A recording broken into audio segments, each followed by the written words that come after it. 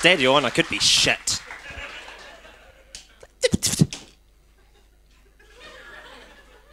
Yes, hello. I am on last because frankly that's given me time to prepare. Because some of you do know me, and getting me to concentrate on the same thing for more than 5 minutes, come on, God help you. So we'll see how this goes, frankly. So yes, I'm Jamie, and I'm a chemist, a physicist, and an engineer, basically. So if it doesn't shit or reproduce, I'm your man. Aside from being a scientist, I am also proudly a salsa teacher.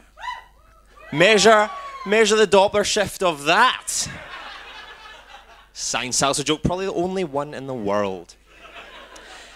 So yeah, I'm doing a PhD, and it's always fascinating when you meet your friends or your family, you go back home, they always say, oh, how's the PhD going? That's the first thing they always ask you, and you go, it's going good, yeah. Working hard, getting results, yeah. Other PhD students never ask other PhD students how it's going, because they know it's shit. You don't have any results, and God knows why they keep paying you. Never mind, enjoy it anyway. And frankly, it's a miracle I ever got to this level, frankly. It really is a miracle, considering the lineage I come from. So basically, I'm a chemical physicist, and my family are incredibly proud of that. Chemical physicist. My gran tells all her wee friends, oh, he's a chemical physicist. She can't say chemical physicist. She's not a stroke, she's just an idiot. and this, God love her, so she is regularly to be found in her dressing gown, running into the garden to squirt water pistols at cats. Possibly imaginary cats, I'm not sure. So she looks utterly insane. I could almost get on board with this. You know, she doesn't want the cats in her garden. But does it have to be a super soaker? She has to pump the bugger up 40 times before she runs out there. It's ridiculous. So that's the kind of, you know, the head of the family tree, and frankly, when it filters down to my mother, my mother is a homeopath energy healer. Now, you might think he's doing comedy, he's making a joke. Sadly, no. She performs Reiki by channeling a high priest from Atlantis. I'm not witty enough to make up jokes. I can only tell you about my sad life. Christmas is brilliant. It's the same discussion every single time. Oh, well, you never know. Yes, we do. We've proven that it's nonsense. But anyway, that's my family. So what I actually work on is thermoelectronics. No one's heard of it because frankly it's rubbish. As I said, PhDs, nonsense. But it is quite an interesting idea. It's I grow little crystals, not the woo-woo kind. I grow little crystals, and they can absorb heat and convert it into electricity. That's not funny. It's just true. And so I kind of go around and I sell this idea, you know, your body, you know, you're looking at me, you're thinking, God, he's hot. And yes, I am, I'm giving off heat all the time. And, you know, could you use this waste heat to power your iPhone? It's a brilliant idea. Could you? No. Not hope in hell.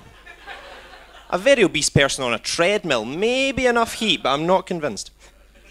But the thing I really love about the topic is the elements I get to work with. So I get two elements, I mix them, it's really simple, really.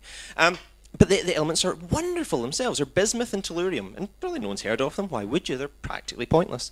But they have novelty properties, and frankly, that's all the reason they need to be existing. Because bismuth recently they discovered it's radioactive. I work with this every day, and I'm like, what's Jesus? It's radioactive now. The French discovered it. So some of you have heard half-lives, you know, the length of time it takes to decay halfway. Well, the length of time it takes to decay is about 4 times the age of the current universe. The French have decided this is now called metastable. Meta being scientific term for a wee bit. A wee bit stable. Frankly, I'd let that one slide. How pernickety do you have to be Well, if you wait a while, 4 times the age of the universe, though. Aye, but a wee while, you never know. The other one is even more ridiculous, frankly. Tellurium. If I touch it, as I sometimes do, touch it or breathe it in, you reek of garlic. What's brilliant about this is they don't know why. And the doctors and the medics are just happy to let this slide. He stinks like garlic. Don't know why. Second stage tellurium poisoning, you have black nails. Third stage, death. I've only got to stage 1 so far. Well, you know, not finished PhD yet. And so I do a lot of kind of science, public engagement and stuff like that, talking to anyone that will listen about science. And obviously, you know, we know actually in the UK that all of the science is actually done by Brian Cox. We're kind of like elves. He's like the Santa Claus of Christmas. How he finds time to do the research and still have so many hours to go, I will never ever know. And it got me thinking, well, you know, Brian Cox really is the icon of physics. And I thought, well, biology, I love biology. My crayon kept going outside the line, so I'm useless, but I love it. And obviously it has their kind of pin-up of David Attenborough, you know, and he's the icon of biology. Everyone loves him. And I thought, well, I'm basically a chemist, you know, who's our icon? And then Brian Cox for physics and David Attenborough for biology. I mean, who do we have? Whitney Houston?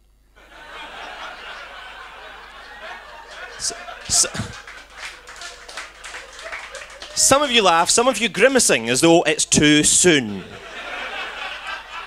But I tell you it's not. And the reason being, I know not to eat a banana before I go swimming, never mind crack before I get in the bath.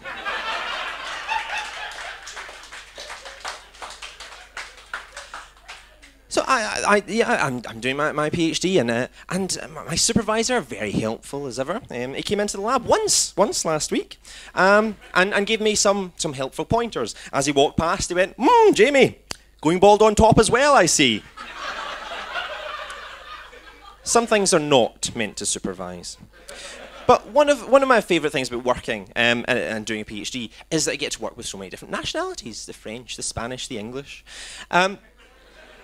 And teaching them about the Scottish culture and all their little ways. And the other day in the lab, there's the Spanish guy, Mark, and he was working away, and he shouts across the lab at me. He's like, Jamie, what does it mean to finger a girl? And I went, well, I went quite red, to be honest. And I didn't really know what to say, so I went, well, just when you know. And he just looked at me and went, oh, same as in Spanish. Thank you very much.